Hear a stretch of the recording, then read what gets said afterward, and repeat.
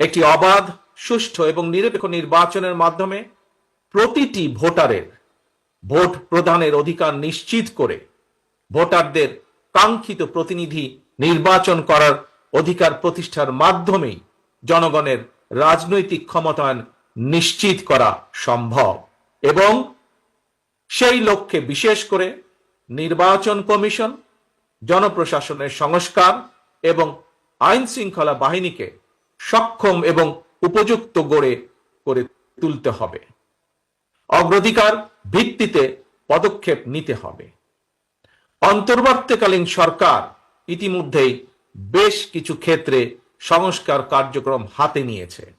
তবে আমরা মনে করি অন্তর্বর্তীকালীন সরকার এজেন্ডা সেটিং এর ক্ষেত্রে অগ্রাধিকার ভিত্তি নির্ধারণ করতে না পারলে গণ অভ্যুত্থানের সাফল্য ব্যাহত করতে ষড়যন্ত্রকারী নানা চক্র সুযোগ গ্রহণ করতে পারে এবং এরই ভিতর এর কিছু কিছু আলামত আমরা দেখতে পাচ্ছি।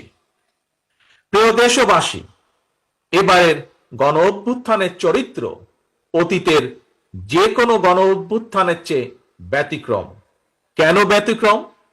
কারণ পলাতক স্বৈরাচারের অবৈধ শাসনকালে সকল গণতান্ত্রিক অধিকার, মানবাধিকার হারিয়ে জনগণ পরাধীনতার শৃঙ্খলে আবদ্ধ হয়ে পড়েছিল।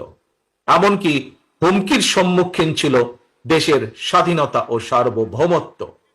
তাই এবারের গণ অভ্যুত্থানের মধ্যে দিয়ে কেবল মানুষের অধিকারই প্রতিষ্ঠিত হয়নি, দেশের স্বাধীনতা সার্বভৌমত্ব রক্ষা পেয়েছে। দেশ এবং জনগণ এখন স্বাধীন।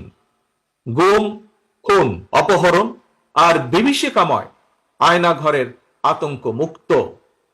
স্বাধীনতা সার্বভৌমত্ব রক্ষার পর এবার দেশ এবং জনগণের স্বাধীনতা সুরক্ষায় প্রথম কাজ হতে হবে রাষ্ট্র এবং সমাজে মানুষের গণতান্ত্রিক অধিকার এবং লুণ্ঠিত ভোটের অধিকারকে পুনঃপ্রতিষ্ঠিত করা। তাই প্রিয় ভাই ও বোনেরা, দেশে বর্তমানে প্রায় 12.5 কোটি ভোটার। এর মধ্যে 2009 সাল থেকে এ পর্যন্ত ভোটার তালিকায় প্রায় 2.5 কোটিরও বেশি নতুন ভোটার সংযুক্ত হয়েছেন।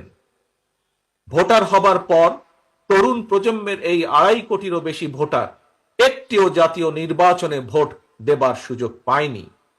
ভোট দিয়ে তারা তাদের কাঙ্ক্ষিত জনপ্রতিনিধি নির্বাচন করতে পারেনি, অথবা তাদের নিজেরাও কেউ ভোটে নির্বাচিত হয়ে জনগণের প্রতিনিধিত্ব করার সুযোগ পায়নি।